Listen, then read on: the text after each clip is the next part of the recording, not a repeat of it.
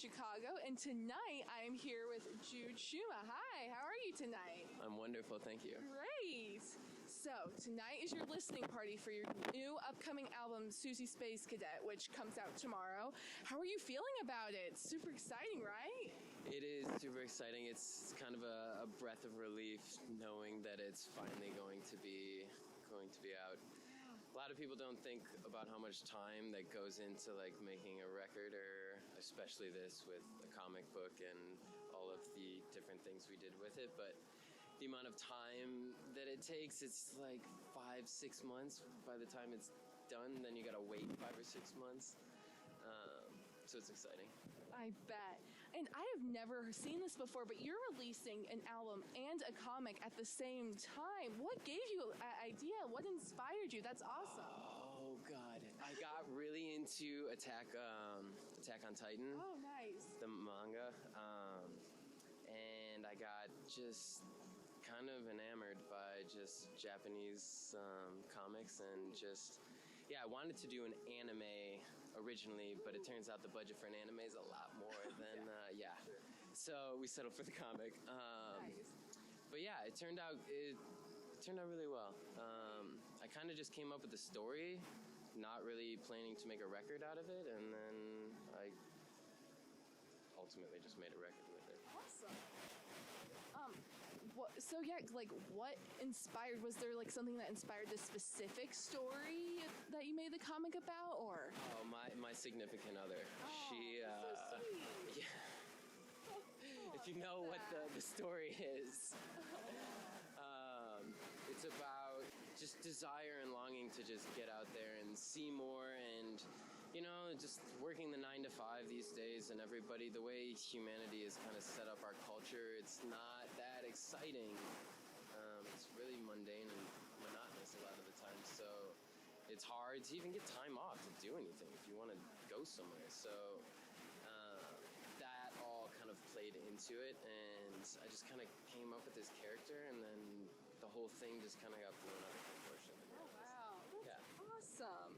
And so what was it like working on an album during quarantine? That's obviously got to be a new experience. Was anything different, or?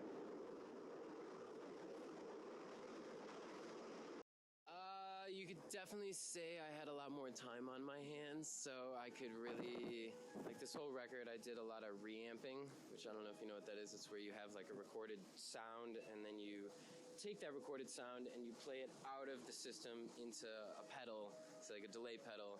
You can tweak things a second time, and then a third time, and then you can kind of blend them together. So I had a lot more time to play with sonic textures and try to find different new sounds. So yeah, that definitely affected. Also, just we were all going crazy while we were in quarantine, so I got, sure. it was rough. Yeah, no kidding. Do you have any certain spots or specific places where you feel most inspired when you write, or you just like to write? Bike riding and walks. I feel like when I'm in motion, when you sit down and you try to write something, you can't do anything. You're just like staring at the page, just like, oh, I'm gonna write lyrics. I feel like when you're moving.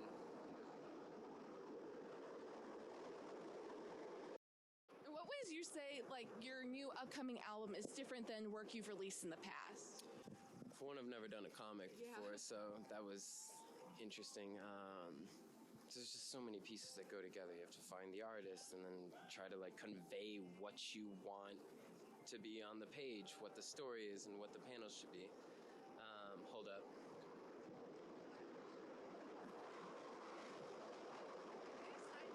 This one I really kind of let loose on trying to find specific sounds that were different than everything I've done in the past.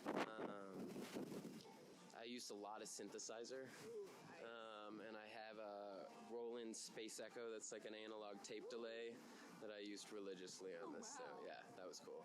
Really cool. What was the most interesting thing that happened to you while working on this album? The most interesting thing, it's just been a roller coaster the whole way through. Yeah, it's just, again, so many moving pieces. Like, we have a beer. We have the comic. We made a bunch of stickers, the artwork. We've done wheat pasting all over the city. Trying to do different things. Also, the art. I fell in love with the art, so it's like I could post this up anywhere, and I'm not gonna feel that bad about it.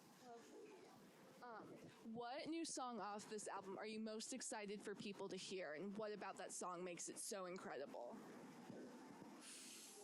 Tough one. That's tough. There's 4 songs that are a medley that all blend together.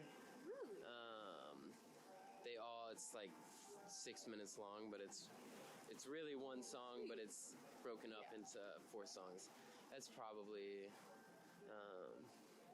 my favorite out of all. Awesome. And what do you hope people, like, what experience do you want people to have listening to Susie Space Cadet? I mean, everybody kind of has this. I feel like everybody experiences the same things day to day, just the boringness and just longing to travel and do things. And hold up.